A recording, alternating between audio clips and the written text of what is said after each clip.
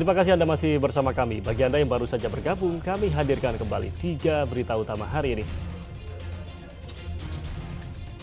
Dramatis, seorang pekerja bangunan di Balendah, Kabupaten Bandung berhasil diselamatkan setelah 2 jam terhimpit tembok beton.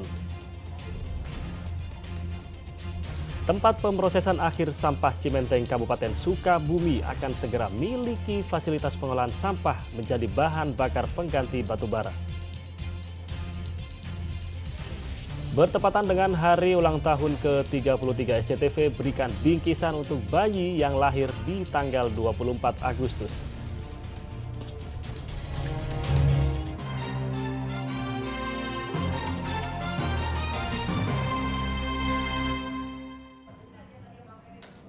Saudara, air sumur mengering akibat kemarau panjang. Warga Cianjur harus berbagi waktu untuk mendapatkan air bersih.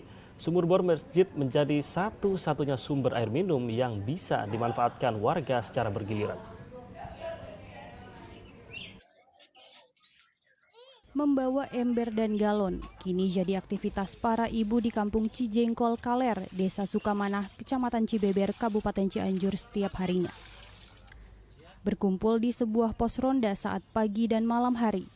Mereka mengantri pasokan air bersih untuk kebutuhan minum dan memasak. Mengeringnya sumur-sumur milik warga sejak 2 bulan terakhir memang membuat warga kesulitan mendapatkan air bersih.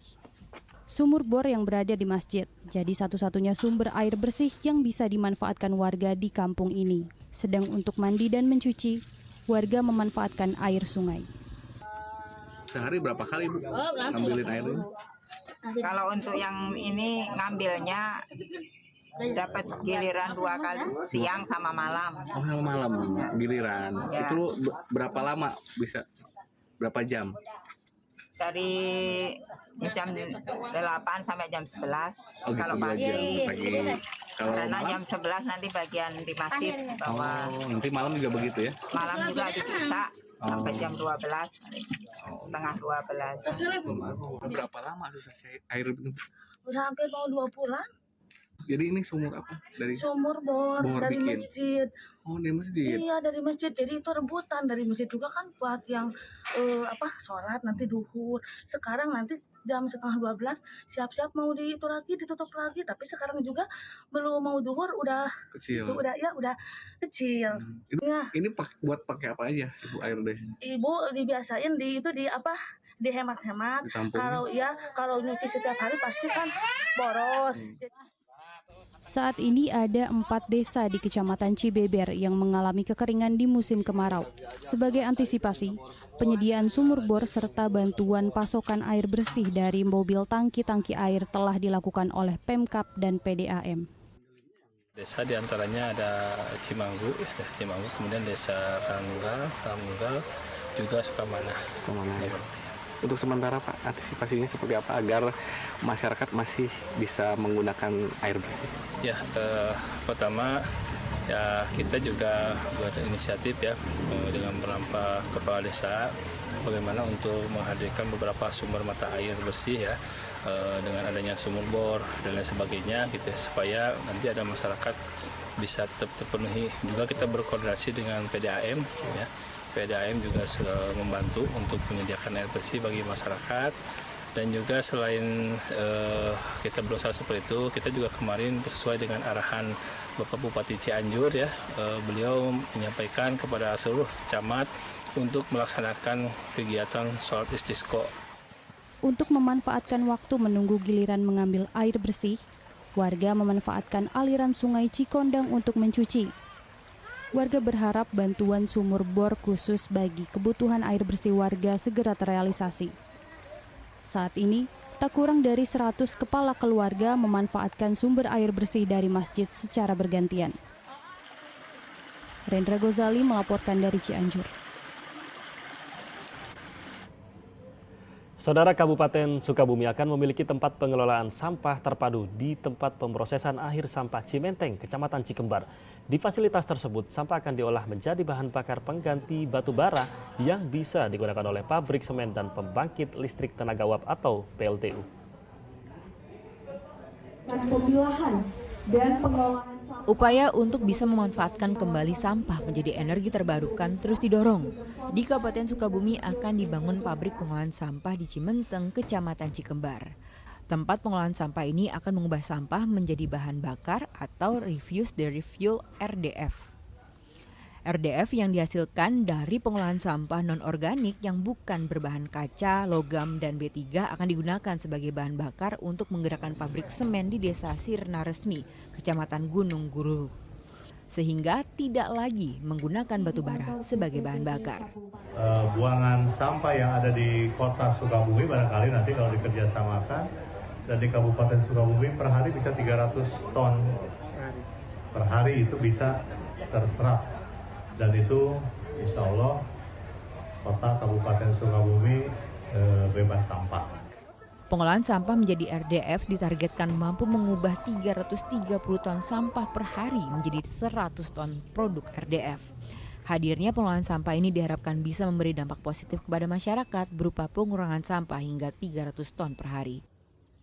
Untuk mengolah sampah menjadi RDF, sampah dikeringkan untuk menurunkan kadar air di bawah 25% dan menaikkan nilai kalorinya dengan mencacah sampah terlebih dulu, sehingga menjadi serpihan berukuran 2 hingga 10 cm, karena RDF juga kerap disebut sebagai keripik sampah. Nanti melakukan sistem dicacah, sampah-sampah itu akan dicacah, di mana habis dicacah itu akan melalui proses-proses lainnya untuk memastikan mengurangi moisture-nya, mengurangi kelembabannya. Sehingga dengan ukuran kecil tadi itu dapat memungkinkan nilai kalori naik dan itu akan dipergunakan sebagai bahan bakar alternatif pengganti batu bara di pabrik semen kita.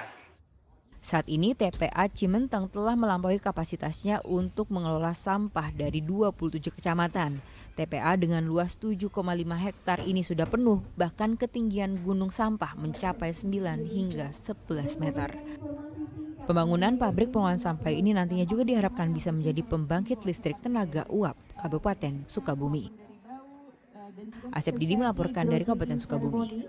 Yang berlokasi di kantor Ya, saudara, lahir tepat di hari ulang tahun SCTV, sejumlah pasangan suami istri di wilayah Jawa Barat dapat hadiah tambahan. Selain dikaruniai anak yang sehat, para orang tua juga mendapatkan bingkisan dan uang tunai.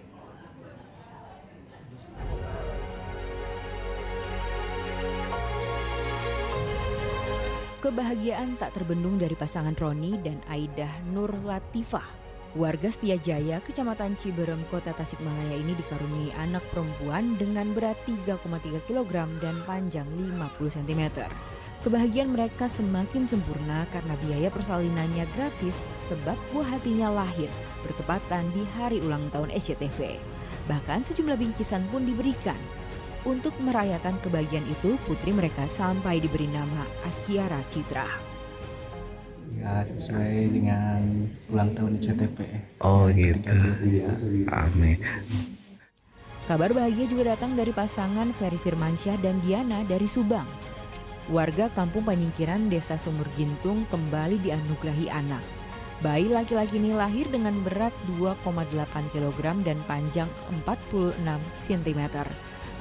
Meski sempat diwarnai kepanikan karena saat proses persalinan, sang ibu mengalami anemia, namun mereka bersyukur bisa melahirkan anak kelima mereka. Kebahagiaan semakin lengkap setelah mendapatkan hadiah dan uang tunai 5 juta rupiah karena bayi mereka lahir bertepatan di hari ulang tahun SCTV. Mereka merasa sangat terbantu karena saat ini keduanya mengalami kesulitan ekonomi. Penting anak sehat sama istri, udah lega lah istilahnya. Bang, sehari-hari Bapak kerja sebagai apa ini Pak? Saya sehari-hari kerja serabutan sih Pak, sebagai servis jam, apa aja yang penting kita halal aja. Ini anak keberapa? Ini anak yang kelima. Pasangan suami istri di Bogor juga tengah berbahagia, bayi laki-lakinya lahir dengan selamat. Apalagi kebahagiaan bertambah saat mendapatkan bingkisan dan uang tunai dari SCTV, sebab anaknya lahir bertepatan di hari ulang tahun ke-33 SCTV. Terima kasih baby, happy body fit pen. Hadirnya bayi dengan berat 4,4 kg dan panjang 50 cm ini menambah kebahagiaan pasangan yang sebelumnya telah dikaruniai 2 anak. Tim Liputan melaporkan.